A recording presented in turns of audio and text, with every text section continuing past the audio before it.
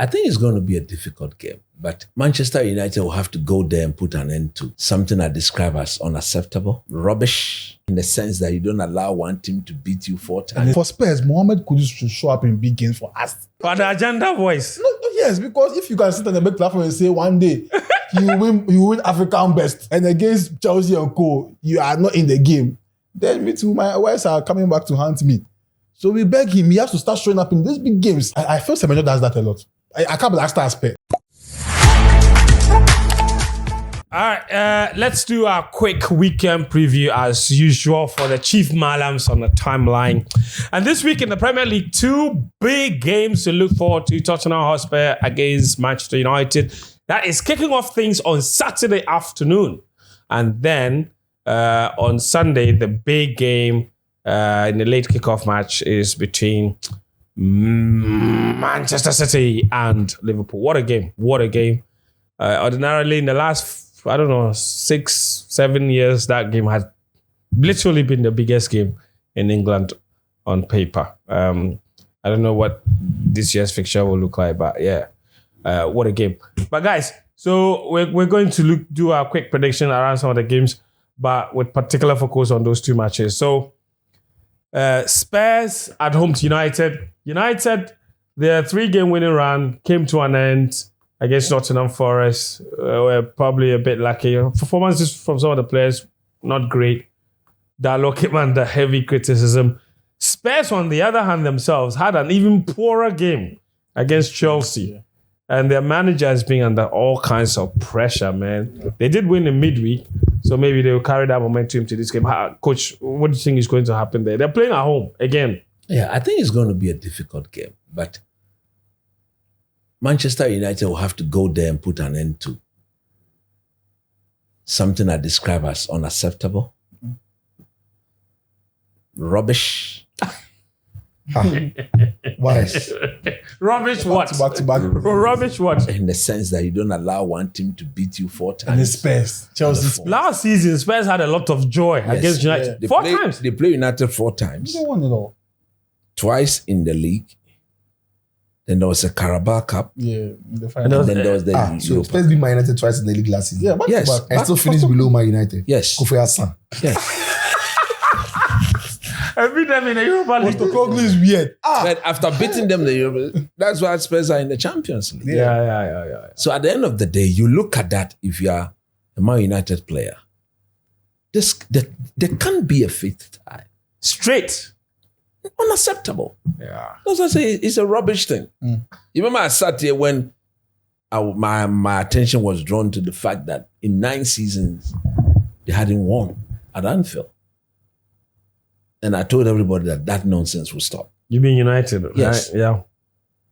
And I'm saying that Spurs cannot, they are not the sort of team to be this dominant over United.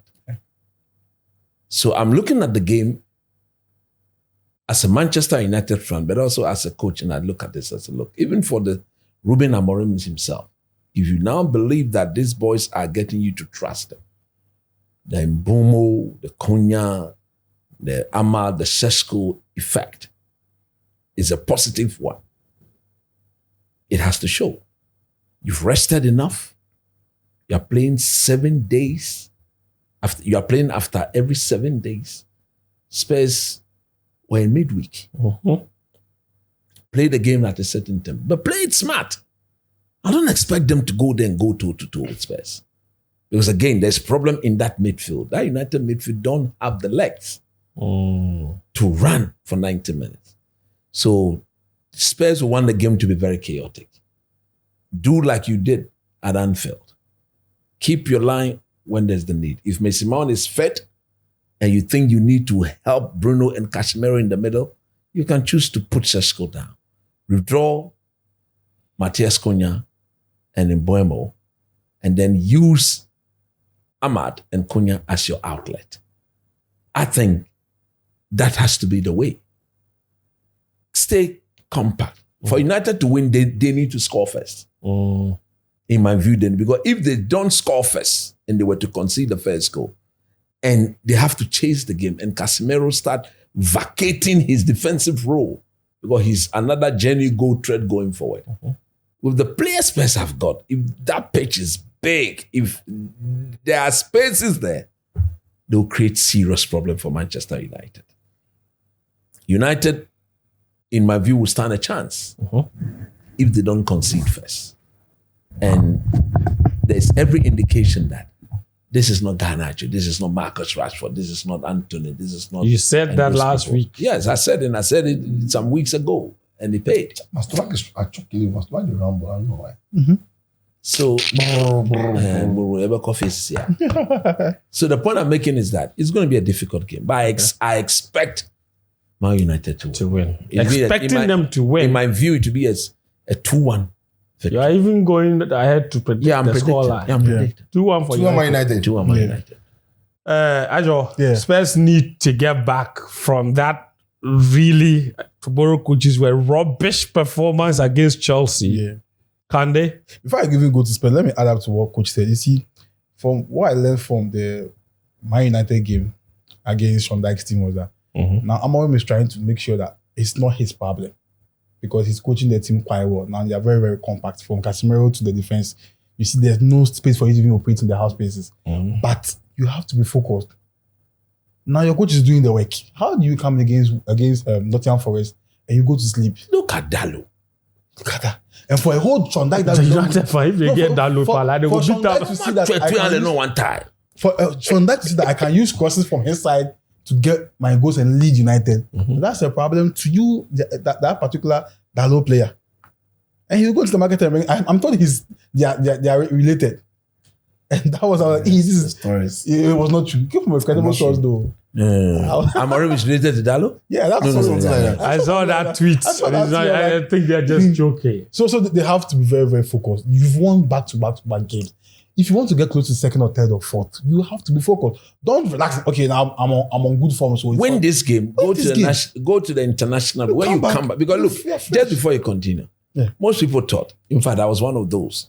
I was very much concerned going to the game against Liverpool, Brighton, Liverpool, Brighton. I thought that Liverpool, Brighton. I thought that, and then Spurs. I thought that maximum they could get a total of. They are reported to be great grandsons of Carlos Dallo, a 19th century circus artist who was born in France and lived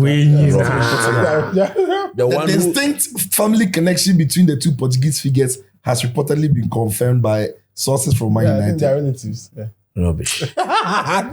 So like I'm saying, I thought that from these 4 games, they'll get a maximum, hopefully, of 5 or 6. But now they stand a chance out of the 4 games. They have 7 out of 9. If they win this, that is 10 out of 12. That would be massive for your top to 4. boost their confidence. And then after the international break, where the burden lessens a bit, now you start ticking. Yeah. And see, for Amorim, he might do something that would be unprecedented. Why? If he use the same system to make him in top 4 or keep winning big games and games, he has made a lot of pundits look rubbish. It has never been the system. I know. What can't you? Yeah, coach said it was not a system, right? I'm not aware of that. But majority of pundits will analyze games and blame Amorim. So if he proves them wrong, wow. From Ghana to everywhere, a lot of pundits will become wrong in your books. And he's doing that now, with now keeping the same back line, keeping the same weight, and keeping the same double tens. It is helping. I'm always saying that when Mason Mount is fit, we'll get the best out of Cunha more. Because there'll be some healthy competition there. I feel like Cunha will kind of sometimes distort the attack because of it's like a physical way to press and attacking balls when Man U are not on the ball. But now he's playing well because you know when the certain Mason Mount comes in, he has to be extra serious. And on the right challenge for United, he's becoming so consistent. Euro, I don't know how Madrid missed out on that guy, but any neutral pundit or even fan must love that guy. Yeah, he's a proper centre back. I can't wait to see him play a CCB or a left centre back. I think he can play everywhere at the back line. He's so good. And I like how he's helping this coach. And I want my fans to talk about him more. Because he complements Ahmad becoming a defender. When Man U are not with the ball to become a left back and defend. He doesn't defend so well. He attacks well than he defends. And you is the one helping Ahmad stay in the lineup because if you don't defend well, you might be on the bench. Because, I mean, I'm only expecting you to attack well and defend well in this system.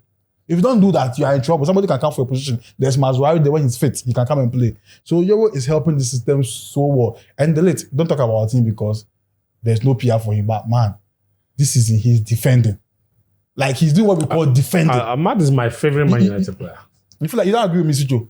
I feel like he's really defending. Yes. Delete no. He's defending. He can defend Sarden. And so far, we need to see the so consistency. far out of 10, That's we've why, not seen Pope. that's why I'm not quick to praise him. So far out of 10, we've not seen Pope. Yes, I agree. That's why I'm not. Only ta ta ta ta ta ta ta. No, that's why I'm not quick to sing his praises. I felt that same way. Delete the annoying. Something changed at Anfield for these Man U players. Something changed there. And I can credit the coach and also credit probably the back line for that. And the keeper. Oh, my man. Oh, my man. They're getting for replay. That guy is so calm. Never seen a calm keeper. He doesn't probably talk my back. That's horror for me because if you are this calm and you can just calmly control your back line, means that's special. So I think for Man U, it's they're getting there. Maybe the only way you can always stop them with quality, extra quality that the coach cannot help. But for Spurs, Mohamed Kudus should show up in big games for us. For us. For the agenda voice. No, yes, because if you can sit on the big platform and say one day you win African best, and against Chelsea and Co, you are not in the game, then me too, my wives are coming back to haunt me. So we beg him, he has to start showing up in these big games. Ask Adore your question. Hopefully not your this bar one. question. After this one, then he can start The showing. bars, man, nigga. Question from Spozo. Cuckoo versus Cuckoo Cuckoo. versus Cuckoo. Who cooked? Kudus versus Cucurella. Who cooked? He said Cuckoo versus Cuckoo. I watched the show on Monday, and when he just concocted that thing, look at this foolish man. Where from this thing came? That one, the Cuckoo. One is with C, the other is K. Yeah. I was like, Chicho, Cuckoo versus Cuckoo. but it sounded so beautiful. So nice. Bars. It's the Cuckoo versus Cuckoo. Because I've realized that if you're not a world-class coach and maybe teams like take out Kudus tactically in their preparation, Yeah. the coach Thomas Frank is confused. Doesn't know what to do with Kudus again. But Kudus as a player, if he's in entourage, he has personal coaches. They prepare for games personally themselves. When Cuckoo is marking you out the game, you have to move around and start being free. Let's see you in the game. Let's stay sound for you. Because every coach that is coming knows that Cuckoo, with the take-ons, he will beat you, or his passing or something, he will beat you with his physicality. Because someone with Caicedo, they all went to the ground. He's that strong. So they use two men for you. So you won't be in the game. So what can you do as a player personally to get yourself in big games? More involved. It's a problem. If you're coming from here, we know maybe Ghanaians out there don't really over-prepare for games, but they have to start learning that. Because I feel Semenyo does that a lot.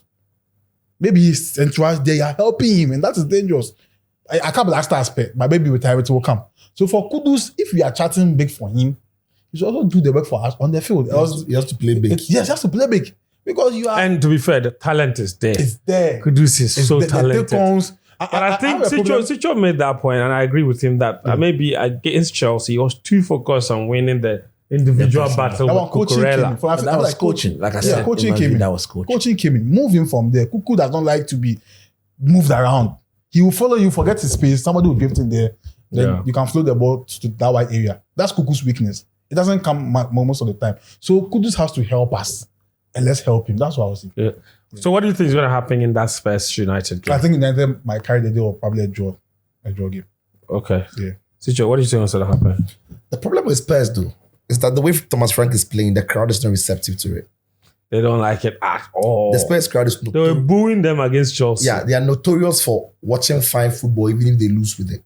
True. That is why they could tolerate Ange in this first season. They were losing some games by bad margins, but they were okay because the team was still playing expansive, the Spurs way as they like it. It only became terrible for Ange when the defeats were just too many. And some of the goals they were conceding didn't make sense. So Thomas Frank is under some sort of pressure from the fans. Because truly, from where Spurs were last season and where they are now, you think it's an improvement. But performance-wise, they've not necessarily been eye-catching. And the worst thing is that in attack, they don't offer much. He also doesn't know his best attacking fit. Javi Simons hasn't hit the ground running. He looked like terrible signing so far. Even though we know his quality is not working at Spurs. So he's only got Mohamed Kudus, who he relies on, and then either Matistel or Randall Colomwani going down the middle. Richarlison has just returned fit. I think Palhinha is also new. Yeah, Palhinha is also new. I think the one player that maybe would have helped Thomas Frank very well would have been Solanke if he was fit. Because Thomas Frank always likes to go long to his strikers. And Solanke has a very good hold-up play. We saw him from Bournemouth. And that's how Bournemouth used him anyway. And that is how he also played a lot last season when they went long to him. But Colomwani is not great with that. Richarlison is not great with that. Certainly not Matistel. So maybe it's affected the way Thomas Frank's attack would have been set up. But coming up against Man United, who at the moment have found, and I think that again for Amorim, the one game a week has helped him to have a lot of contact time with the boys. Because when he came into the season, it was a game every 3 days, a game every 3 days, a game every 3 days. And he went all the way to the Europa League final, still playing a game every 3 days, and then lost it. This season, no midweek commitments. The players are now beginning to understand maybe what the coach wants them to do, and it's forming telepathy. The reason why I think Man United go into the game looking like, for me, the team that could cause more problem is how close Man United's attack are around each other. And that's the thing, because when that happens, Spurs have always got a problem with their centre-back partnerships. Individually, great. Yeah. Collectively, not so much. So either Romero and Van der Ven, you look at Romero, what a tough defender. Van der Ven, but when they have to collaborate as two centre-backs, they've always had a problem.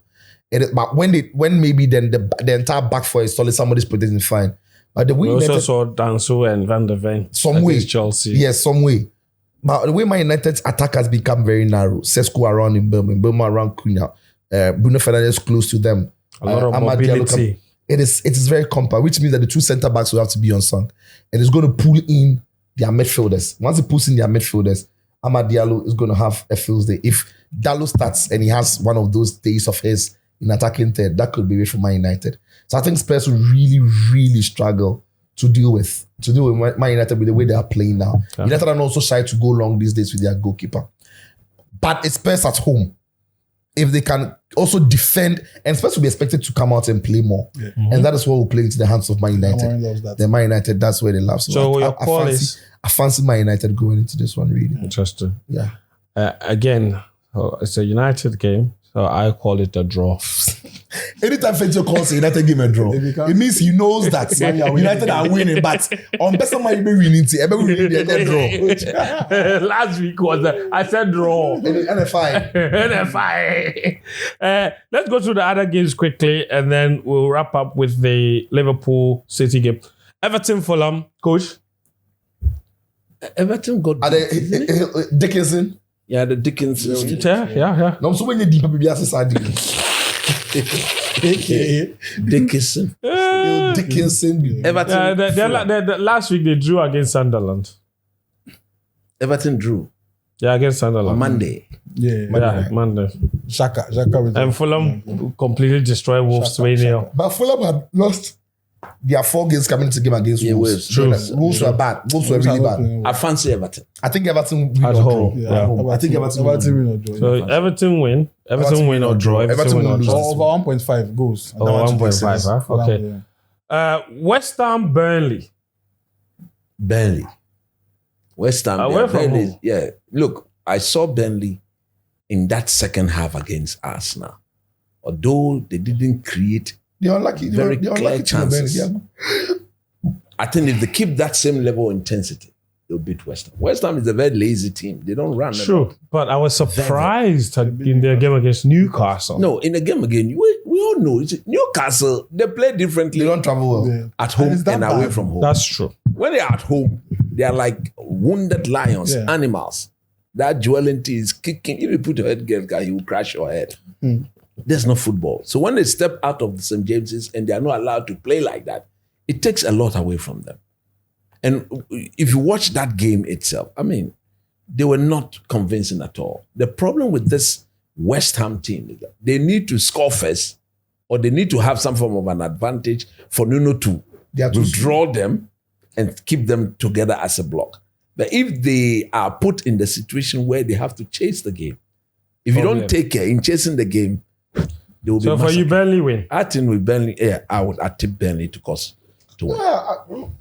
Look, I think Nuno has something about his team. He can make it difficult for Ben. And Burnley's problem, though, as well, is also lack of concentration at times. So I think West Ham could nick it or draw it.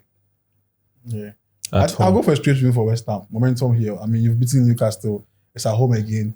And he's trying to work on the back line with Todibo and Kilman. So try and get that compactness at the back and get the wins with Paqueta and Samavu starting now being consistent. Yeah. They can try and get away. I'll go for a straight win there. Yeah, I lean towards Azure. I think West Ham will take it. Sunderland at home against Arsenal. Arsenal. Is it a tricky one? What is going on? So they're going to make it 8 straight wins now without conceding a goal. We're just going to watch it happen. Of course they'll concede. But Sunderland are not going to score again. Why are you talking? Because you're afraid that they'll break the Chelsea's 50. My friend, they can't even lose. So Are we all just going to watch this happen? They can't bring that. watching now. No, watch a 5. at the end of the day, I think Arsenal will win because they've got the better. They're going to beat Sunderland. They won't concede 2. They'll win. I don't think they're just going to be Sunderland. I think they will struggle a bit. You think so? There's no Victor Gyökeres. So Mikel Merino is going to probably go down the middle. Or Trossard as a 9. Or maybe Trossard will go down the middle. I think they'll lose something. I think I hope so. I think Sunderland though can cause an upset, not necessarily by beating Arsenal. Obviously, when they've won a game, they could hold them. Yeah, they could hold them. Arsenal would win, or it would be a draw.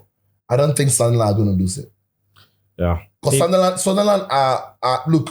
They've only lost 1 in their last 8 matches. Look, Sunderland are where they are 10th place. They're solid. Yeah. In the league they're 4th. They're 4th place. I think Arsenal will be there. Arsenal are favourites, but I just see where Sunderland can frustrate them. I see.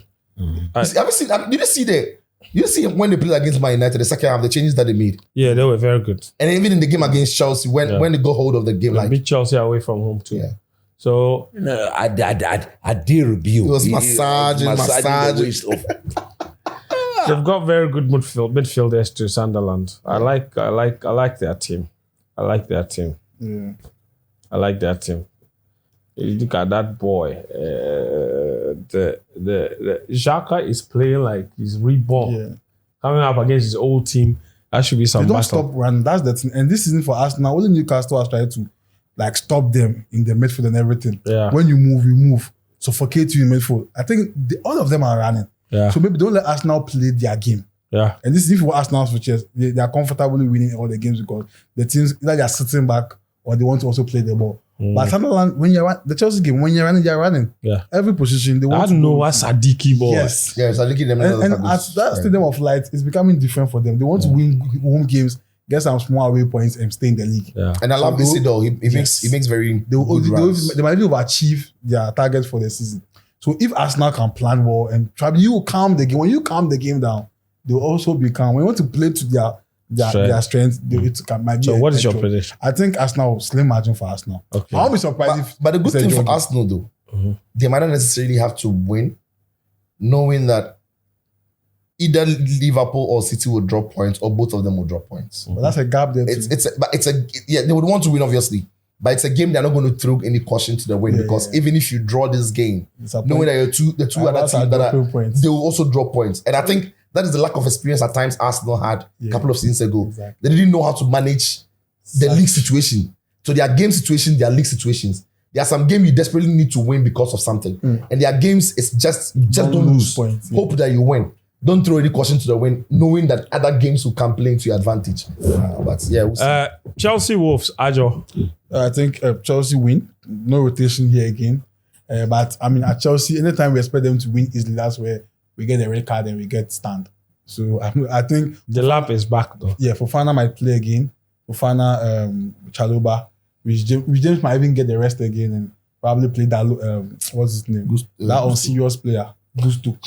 He has never been serious. He was serious only serious against PSG, and we won something. Never scored a goal in his life, and doesn't want to score a goal right now to probably retire. He has one of the most useless chops that I have. Chop the ball will go there. I don't know why he keeps doing it. Like to no effect. Yeah, but he will go on and he will chop the ball back. Rasta player. Odibere, we named They are Odibere. giving him a new contract. He very soon. always goes to the salon.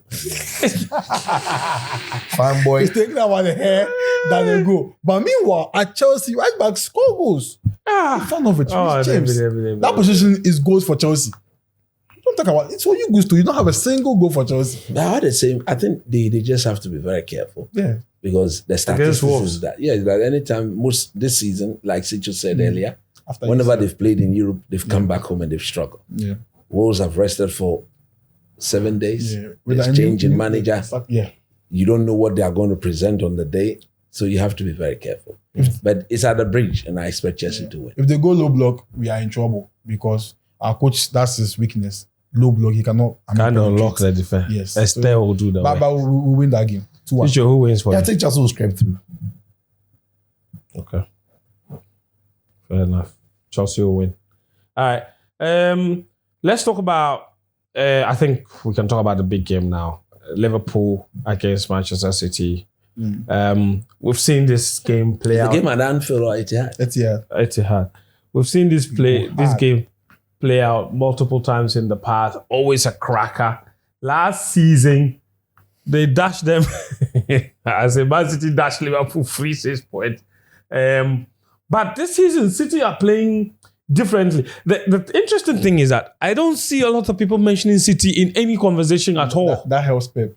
It really does. Yeah. Nobody mentions them in regard to the league. No one mentions them in regards to Champions League. It's like City are just there, but nobody thinks that they are real challengers anywhere. Do you think this game on Sunday will be a reminder otherwise of where City's level really is? You see, this is Liverpool. And in their last 2-3 games, I think City are playing them at the wrong time. That's a fair thing to say. Yeah. They've just beaten Real Madrid. But for Courtois, they would have completely Destroyed them. dominated Real Madrid. Before that, a difficult Villa team. For Villa team. The Villa team that beat Man City. Yes. So Liverpool look at this and say, look, at least now we've got the confidence to go to the Etihad. And like I've always said, this Man City team, yes, a good team, but overly reliant on that number 9. Erling Haaland. And Let me give you a stat that will blow your mind. We played 11 games in the season, right? In the 10 games. In the 10 games in the Premier League this season, he has scored 13 goals for Manchester City. Do you want to take a guess how many goals the nearest top scorer has for City, like in the City team? I think 3. 1. There you go. Coach, 1. Yeah, so I'm coming. So I'll be looking at Mr. Slot. So heavy lifting all by himself. Yeah, I'll be looking at Mr. Slot. And if you look at his game, Haaland's game is the one that thrives on physicality and power. Over the years, or in recent years, we've seen the way he's fared against Van Dijk and Konate. He's not had too much success. That's it. In the games he's played against them. So Van Dijk knows how to deal with them. Konate knows how to deal with them. And now that he looks the obvious choice, you just said it. The goals in the City team is not evenly distributed. He's scoring over 80% of their goals now. So do we cut the supplies to him? Or even if he gets it, we should close him down? You mentioned how they're facing them at the wrong time. But City can also say that Liverpool are facing at the wrong time. Folding in midweek in the Champions League. Brilliant. For him, since that beautiful season, he deceives. I need him to play a bit more. When was the last time you saw him do this? When was the last time you saw him do this? He hadn't scored a goal. I say he was struggling with something personal in his life there last season, so... Yeah. And this season, he hadn't scored since September until yesterday's brace. Since he scored against Man United, he hasn't scored again until yesterday's brace. Look, it's a big game. Massive. The two teams have players who can rise up to the occasion. Fact. Will this Liverpool team be overly worried going to Man City at this time? Maybe a bit worried, but not overly worried. Because gone are the days where you've got to show concern about De Bruyne. you got to be concerned about Rodri, Haaland, and the boy from Argentina. So if you look at this, it is. And then there was always for Arsenal for like a 3 stretch of games. Yes, and there Leroy was Sane off the bench was always the problem. Mahrez and all those. So, but now it is Doku.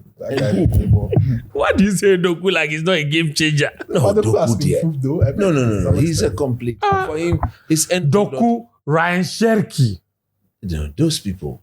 Look, they still need a bit more convincing to do. Doku, he's dancing. What about Tijani? He's a good player. Good. But again, it's not around. We've not seen him that in recent games. He's not been very consistent. Yeah. Charlie, my boy said they are still waiting for chapter 2. Charlie. After one, After chapter 1, no. When he scored on his first day, But he's he on the came bench to now. write chapter 1. Yes. The second game, they lose. People say, where's chapter 2? Netflix and chill. So I think it is a game that is very even. I think it's going to be a draw. A draw. A draw. A scoring draw. A score draw. Ajo. I think Pep wants to, let me use the word, fool us into thinking he's not doing something nice now with the City team. And He's hiding. he's hiding something. And now, when Pep gets the midfield stable, we should start being worried. Because this guy, the Nico Gonzalez guy, is finding his feet now. After Rodri's injury and Buraha and stuff. He's now settling the pivotal role with Played well against Dortmund. Silva.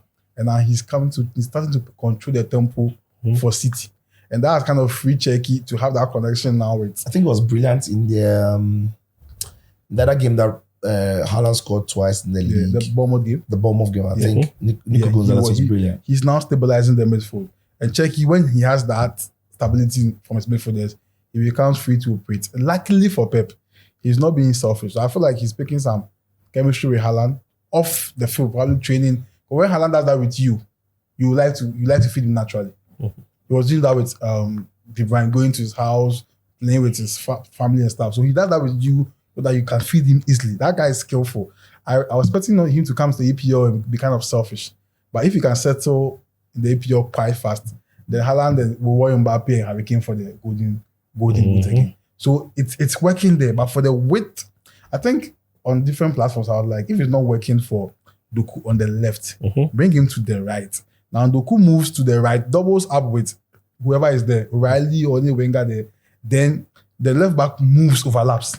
This is what Pep is doing with TTU. But because we didn't like him not winning games, we are not watching their games and tactically analyzing them again. But he's starting something there again. Doku moves to the right wing. When he moves there, he becomes very productive there, more than the left wing. And that's what Pep has found to solve the Doku problem. How can he be productive? So on the paper, he's on the left. But when maybe he wants to break the low block, he moves into the right. The left back will overlap. Then he doubles up on the right for you. And it's working for them because now they have some Nico to control their midfield. So can Liverpool stop this? Guy, he's not a proper controller. Yeah, but I think now he's not too good. The Nico guy. He's not too good, but he's not Rodri, but he's doing the job. You can't feel Rodri's shoes. Obviously, he's not Rodri. He's doing the job. Against Dortmund, he was really good. He's quite good. This Dortmund team, they play with that. Nico Kovac would disagree. Yeah. So for Liverpool, Kerkez being on the bench now helps. The pressure was too much. I was asking myself, you've gone in for 2 fullbacks, Frimpong and Kerkez. What is the system? Will you overlap the two of them and tell Van Dijk and Konate to sit? The two are playing the wrong system. Exactly. They want to play as wing backs. Exactly.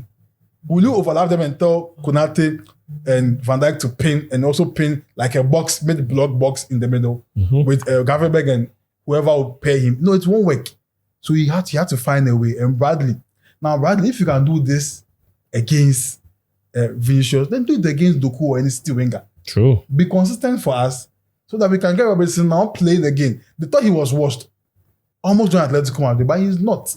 So for me, in this game, if your pressing goes well for you, you are winning the game. If you can like exploit the half spaces well, you are winning this game. Salah is the man for the big games. I don't think they can stop him, but he might stop himself. Because he picks his own games and what he wants to do in games. So for me, I think, it's a tight game. I expect goals in the game. So let's see who wins the game. Let's see who wins the game there in your prediction. Oh yeah. Who wins the game? A straight draw for me too. Stay draw. Yeah. Scoring draw. Balance game. Aju. Hey.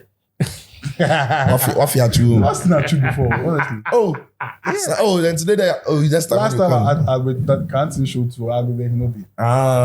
Sijo. I for meet up. Who wins?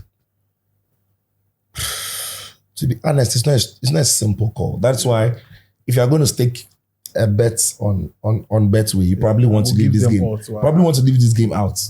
This one, the betting no, but goes there for sure. Yeah, the betting no, it's not. You go play 0-0 for this game. Hey, Charlie, the way boys is salt Barcelona. The betting no. Some games will on my winning. Yes, of course. I think this you have to be smart. It is a tricky game. Okay, what about goals? Yeah, for goals, I think I'll give them. You see, bet to influencer. No, look, the issue I have with this Man City team is if the 2 games we've seen of Liverpool is no fluke and they are really picking the pieces together, then I worry for City's midfield a little bit.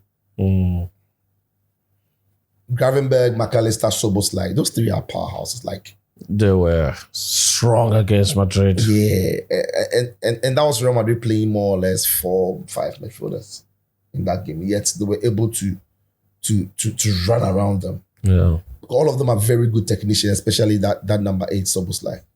Brilliant on the ball, left foot, right foot. Strikes the McAllister ball knows well, how to draw fouls, uses his body really well. Gravenberg is physical, he can drive the ball, he can hold the ball and everything. So yeah, I think that City midfield needs to be good. I know Nico Gonzalez is settling in very well, but at Anfield at Etihad against Liverpool, it wouldn't be necessarily what he does on the ball. It would also be where he would be when City have just lost the ball. Because Liverpool can be quick when they are darting. Now, and Coach mentions it, because City's source of goals have come from Erling Haaland, it's impossible not to focus on stopping him. But we also know that the fact that he is the one who has scored more goals for City doesn't mean that the others don't have goals in them. Exactly. Doku can score. Foden can score. Bernardo Silva can score. Even Tijani Rangers, maybe chapter 2 will come. So you don't want to solely focus on Erling Haaland. But I also worry for City's defending a little. You see, this season, I've not considered a lot of, again, they've got Donnarumma. Donnarumma has had to make some very, very good, even against Dortmund, yeah, good saves for them. So they will be counting on him yet again. But I think that in the last 4-5 weeks, City have found some consistency in results, and that helps, which is way more than Liverpool have found. So at the Etihad, I think City will nick it only narrowly. But if City don't win, then I think it's going to be a draw. Because now City also have learned how to defend like a team would defend. Let me put it well. When City are on top, I worry for their defense a little bit. Yeah. But when City understand that after 20 minutes, they'll withdraw. They know how to now defend. You know, that was one of the criticisms of Pep. He doesn't know how to set up shop. He doesn't know when to say this result is enough. He always wants to be expansive. So when the game starts and City are in the groove, I worry for what they do at the back. You know, Matheus Nunes and O'Reilly. And then sometimes there's some partnership. But when they have to defend as a group and they have to sit tight, they like to be compact and play short passes like that. So they understand compacting. So when they have to do it at the back, they've become dangerous. So that's why I think that maybe City can be able to nick it a little, nick this one by just a narrow margin. I think I'm going to be bold and say that I think Man City will win this particular game. So we'll see how that pans out. But I think, guys, we can wrap it up because there are some other games in the Premier League, obviously. Those ones, there's Brentford at home against Newcastle. Crystal Palace Brighton should be a very good game. Yeah, a good game. Really good. Goals. Palace has scored a lot this season. Goals. There's Forest Leeds as well. Forest will not draw. These are very open. Forest will not draw. And then there's Aston Villa Bournemouth. Oh, another very good game. Goals. Very good game on Sunday. Very good game on Sunday. Goals. So there's also that, obviously. So massive one. In Serie A, we've got Inter Lazio. Inter Inter win. Inter obviously will win. Yeah. That game is on Sunday. People should keep an eye on Esposito. What a striker. Yeah. You know, there's a Napoli player called Buongiorno. Yeah. You know what Buongiorno means in Italian? What do you mean? Good morning. Fucking hell. How do you name your kid Good Morning? You understand? Anyway, guys, I hope you enjoyed the pod. Go to betway.com.ga. Check out all the games that we spoke about. And enjoy all the games over the weekend. King Ajo, we appreciate your time, man. Sport Day. This has been great. Amazing. Yeah. Charlie, thanks so much for coming. Thanks for having me. We appreciate it. Sichu, as usual. Sharp. Coach Christopher Nimley. Today, Achu sent me a message. He and Granty will be back next week. I will respond to that message when he comes. When he comes So back. he will also video me and he will send it to To the person whose said message he delivered to you. Yeah, on the platform. You saw the lady. No, I don't have a problem. Achu always finds himself with women and in trouble with women, in bed with women. It's an idiomatic expression. To be in bed with someone is an idiomatic When he comes, expression. like the lady asks a question, If you say I'll respond. Achu's in bed with, let's say, Danny K on this matter. Uh-huh. But what you say? Oh, he's in bed with the sports minister. Yes. But when you say Achu's in bed with women, We know his no character. idiomatic expression can justify it. We know his character now. Guys, we'll see you next week. Make sure you like, subscribe, and share with your friends. Malam Go Podcast, the very best sports podcast on the continent. Everybody says. We're happy that people are catching up. Oh yeah, people are now catching up. I've seen some. Yo, I've never seen it. Oh God, this is the best podcast in the whole of Africa. No, I'm not talking about those who are watching. No. Oh. People are trying to creating their copy. podcasts. Oh, yeah. Challenge, want to copy. very important. Well, if you King Ajo. Big one. and you copy wrongly too, you go blind. So, all right, guys, we'll see you next week. 20K Cheers. plus. Thank Yeah. you.